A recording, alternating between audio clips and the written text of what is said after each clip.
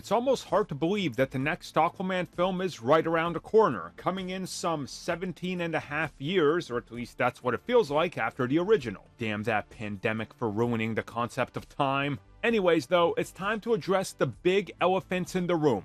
The Batman elephants, you know, the big moneymaker for DC, and the status of both Batmen in Aquaman 2.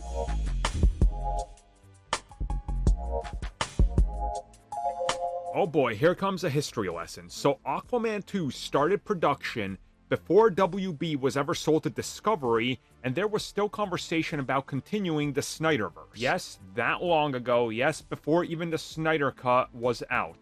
I know, absolutely insane. So then we found out that Ben Affleck would be appearing in the film as Batman, and they shot it. Then they decided Ben Affleck is fired, we're putting out the Snyder Cut, we're scrapping all that, and Michael Keaton is back. Yes, believe it or not, this predates Michael Keaton's return as Batman as well. So Keaton was brought in to record a cameo. Then they decided to scrap all the plans with Keaton and the Flash and everything going forward.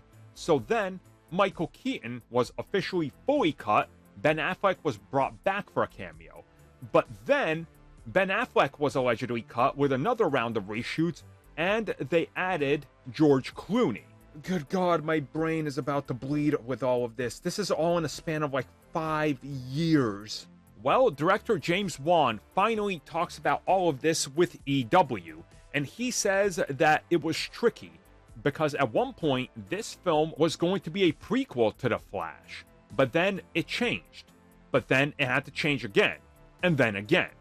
So he says the whole different Ben Affleck, Michael Keaton, George Clooney factor is something that will be addressed in the film, but he cannot talk about how they're going to address it, what happens, or even if those scenes are in there. But by the end of the film, we're going to know about it, and he said he has no comments about what it leads to. I'm going to be real with you guys. I'm going to go with the theory that they're still working on this film and getting a final cut out, and it's not officially done yet, and they're literally going to be testing it up until the 11th hour for the final cut. That's just how I feel about it. We've heard so many things about this film and so many reshoots and things done on the fly that I honestly believe that this is another Flash scenario where they're literally sitting there with like 10 different cuts going, which one do we put out? Which one is the least terrible? Let's hope that that one's the one that wins. That's as good as it can be. So I guess we'll know in December.